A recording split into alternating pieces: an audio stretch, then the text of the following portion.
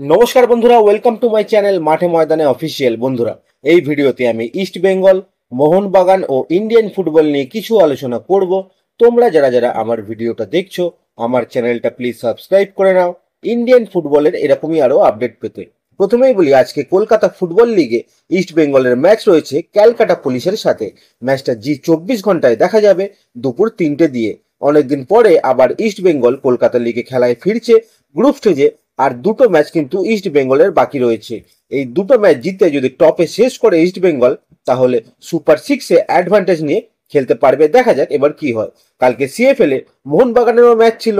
ম্যাচটা মোহনবাগান কিন্তু কালীঘাট স্পোর্টস লাভার্সের কাছে 2-1 গোলে হেরে গেছে। এমনিতেও এর আগে মোহনবাগান সুপার সিক্স থেকে ছিটকে গেছিল। কালকে হারের পরে একদম শিরমোহর কিন্তু পড়ে গেল যে মোহনবাগান সুপার সিক্স থেকে বিদায়। যাই হোক, এরপরে যদি আমরা একটু আইএসএল এর কথায় ফিরি, তো আইএসএল এ মোহনবাগানের প্রথম ম্যাচ 13 তারিখ এবং ইস্ট বেঙ্গলের প্রথম ম্যাচ 14 তারিখ।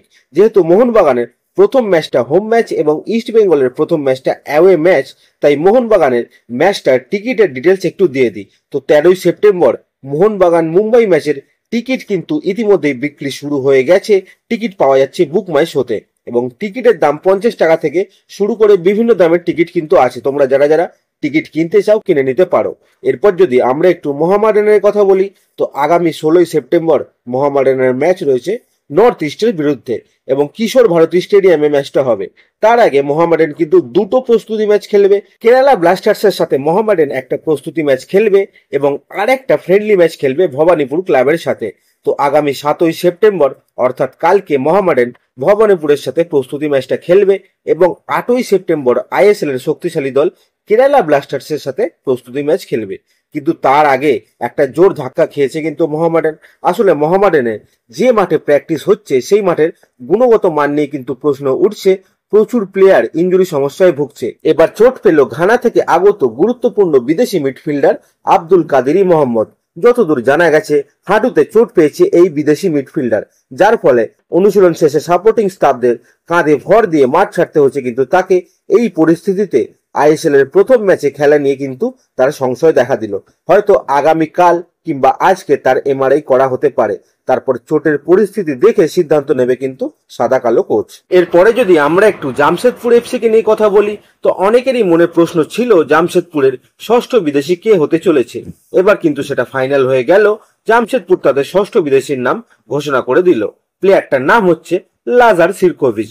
ইনি একজন সার্বিয়ান ডিফেন্ডার।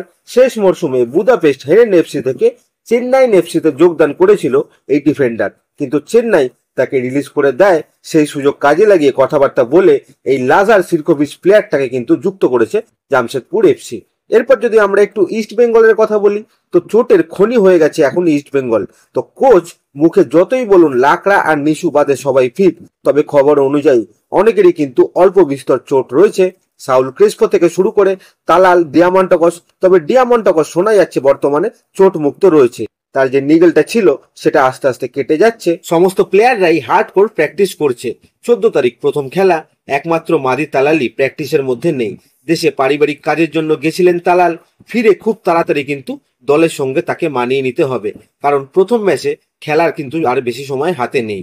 ইস্ট বেঙ্গল খুব তাড়াতাড়ি আইএসএল এ তাদের স্কোয়াড লিস্ট প্রকাশ করবে। সেখানে বেশ কিছু রিজার্ভ টিমের প্লেয়ারকে কিন্তু আমরা এক্সপেক্ট করতে পারি।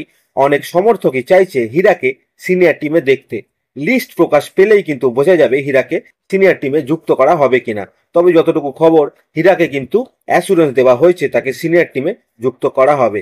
সেই অনুযায়ী তার সাথে চুক্তি করা হয়েছে এবং হীরা নিজে জানিয়েছে সিনিয়র টিমে সে চান্স পেলে নিজের শেষ রক্তবিন্দু পর্যন্ত ঝরিয়ে দেবে। এরকমই কিন্তু কমিটমেন্ট প্লেয়ারটার।